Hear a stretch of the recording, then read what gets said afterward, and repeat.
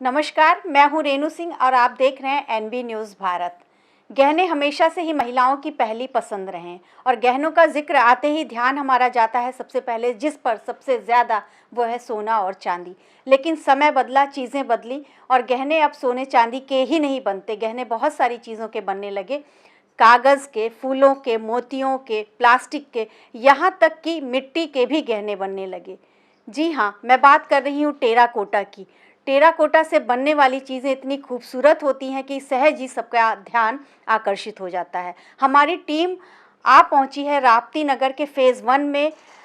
यहाँ पर इस जगह को अगर छोटा मोटा कारखाना कहा जाए तो कोई गलत नहीं होगा। मेरे साथ बहुत सारी महिलाएं हैं, हम इनसे बातचीत करेंगे और जानेंगे टेराकोटा के इन आइटम्स के बारे में। मेरे साथ हैं रश्मि वर्मा जी। और रश्मि जी बहुत सारे टेराकोटा के आइटम बनाती हैं, काफ़ी सारी चीज़ों के बारे में मुझे इन्होंने बताया और दिखाया भी। आइए इनसे बातचीत करते हैं। नमस्कार रश्मि जी। नमस्ते। हमारे कार्यक्रम में आपका बहुत बहुत स्वागत है। कैसी हैं आप? अच्छी हूँ। रश्मि, सबसे पहले तो दिवाली की बधाई, क्योंकि आप जो स्पेशली आइटम बना रही हैं दिवाली से रिलेटेड हैं। पहले तो अपने बारे में बताइए कि कैसे आपको इतना इंटरेस्ट हुआ। स्टार्टिंग में मैं भी एक टीचर ही थी, उसके बाद से टेराकोटा ज्वेलरी के बारे में हमको पता चला तो मुझे भी थोड़ा सा इंटरेस्ट आया था इसमें कि कैसे ये बनता है, क्या और इसको हम कैसे स्टार्ट कर सकते हैं। अभी कितने साल हो गए इसमें? हमको 8 साल हो गए। रश्मि को 8 साल हो गया है काम करते हुए। जब सबसे पहले हम जानते हैं कि टेराकोटा से गहने बनते कैसे हैं। रश्मि, शॉर्ट में, बहुत ज़्यादा वक्त तो नहीं है हमारे पास, शॉर्ट में बताइए कि वो मिट्टी आप जिससे चीज़ें बनाती हैं वो मिट्टी कहाँ से आती है?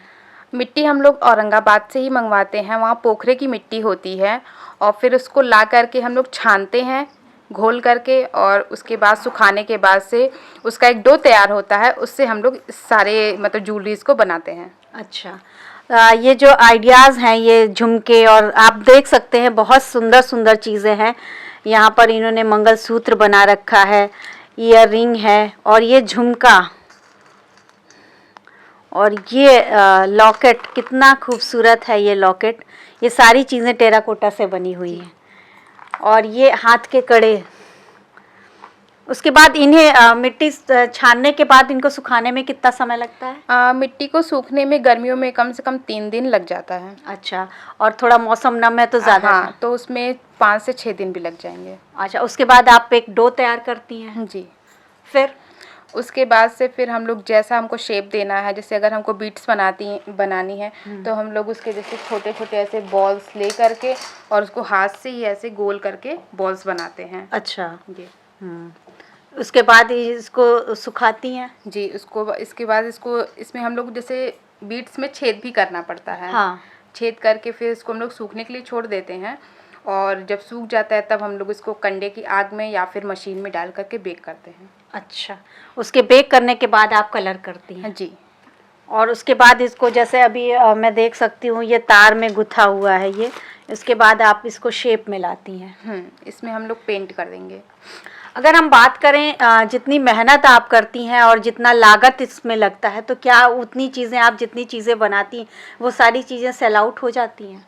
जी नहीं, इसके लिए भी हम लोगों को एक प्लेटफॉर्म चाहिए जैसे रेगुलर चीज़ें बिकती रहें, क्योंकि जो भी हम लोग प्रोडक्ट बनाते हैं वो सारी चीज़ें सीजन वाइज ही सेल हो पाती हैं। अच्छा, ये शिकायत है आपकी कि जब कोई स्पेशल सीज़न आया, त्योहारी सीज़न आया, जैसे दिवाली आई या गोरखपुर महोत्सव की बात करें, कुछ इस तरह का आयोजन हो तभी इन चीज़ों की डिमांड होती है, जबकि आप चाहती हैं या कोई भी जो काम करने वाला वो यही चाहेगा कि रेगुलर बेसिस पर ये चीज़ें सेल आउट होती रहें। हमारे साथ और भी लोग हैं, हम उनसे बातचीत करते हैं। नमस्कार मैम। नमस्ते, मैं मधु राठौर। अच्छा मैम, ये बहुत सुंदर सुंदर मूर्तियाँ आपने रखी हैं, इसके बारे में कुछ बताइएगा। ये देसी गाय के गोबर से बनी हुई मूर्तियाँ हैं, कहा जाए तो ये पंचगव्य से बनी हुई मूर्तियाँ हैं। अच्छा। और इसमें हम इसके अलावा थोड़े तुलसी के बीज भी डाल देते हैं। अच्छा। और मुल्तानी मिट्टी भी रहती है इसके अंदर, ताकि इसको बेस मिल सके। अच्छा। और थोड़ी सा चिकनी मूर्तियाँ बन जाए, और गोबर से थोड़ी मूर्तियाँ जो होती है थोड़ी खुरदरी बनती हैं, लेकिन थोड़ा मुल्तानी मिट्टी मिलाने से थोड़े स्मूथ होती है। लेकिन ये मुल्तानी मिट्टी की मात्रा बहुत कम होती है, आप इसको उठा के देखेंगे तो बहुत हल्की है ये, है ना। बाकी मूर्तियाँ मिट्टी की जो होती है बहुत भारी मूर्ति होती है। तो और ये क्योंकि देसी गाय के गोबर से है, ऐसा कहा जाता है कि देसी गाय के गोबर से नकारात्मक शक्तियाँ दूर होती हैं। तो इसका उपयोग क्योंकि हम भगवान के मंदिर में करते हैं, 30 त्योहारों में सात्विक वगैरह बनाते हैं, और अगर ये हम मूर्तियाँ ही दे देते हैं उनको तो इसकी पूजा 12 महीने होती है ना। और इससे सही में हमारे घर में समृद्धि आती है, मन को अच्छा लगता है। और दूसरी बात ये है, वातावरण को शुद्ध रखती हैं। और जो हमारी गाय गौ माता जो है, जिनका गोबर का एक सदुपयोग होता है, जो लोग गाय को ऐसी खुला छोड़ देते हैं, उनकी प्रति भी एक ये मैसेज है कि आप अपनी गाय को घर के अंदर बांधिए, और जब वो गाय गोबर देती है तो वो भी बिकता है। ये पाउडर हम लोग 40 से 50 रुपए किलो खरीदते हैं, जिनसे ये मूर्तियाँ बनती हैं। और इस तरह से वो गाय को अगर वो घर में बांधते हैं, जो सड़कों पे घूमती हैं, हाँ, वो नहीं घूमेंगी घर में बांधने के, तो उसके गाय के गोबर को इकट्ठा करके सुखा के पीस के बेचेंगे, तो वो भी एक रोजगार है हम लोग के लिए। हाँ, ये एक आई हूँ मैं, देख रही हूँ लगातार ये जो है बीड्स को तार में पिरो रही हैं। आपका नाम? दीक्षा भारती। दीक्षा, आप ये जो तार में पिरो रही हैं, इसके बारे में बताइए, आप क्या बना रही हैं? ये मिट्टी की मोतियाँ हैं। पहले हम लोग मोतियाँ बनाते हैं, फिर उसमें छेद करते हैं, सुखाते हैं, उसके बाद बेक करके इसको फिर कलर करेंगे, अलग अलग कलर से इसको कलर करेंगे। अच्छा, फिर उसके बाद माला? हाँ, माला गूँथेंगे, जैसे कि वहाँ गूँथा हुआ रखा हुआ है माला, वैसे अलग अलग कलर को पेंट करके और इस तरीके से उसको पिरोते हैं। ये अभी रॉ रूप में इस तरह से है, उसके बाद बनने के बाद ये इसका ये रूप सामने आया है जी। बहुत खूबसूरत गणेश भगवान की मूर्ति आपने बनाई है। आपका शुभ नाम? जी, सुनीता मौर्य। सुनीता जी, आप काफ़ी सारे सामान रखे हुए हैं, अभी ये साबुन रखे हुआ है, इसके बारे में बताइएगा।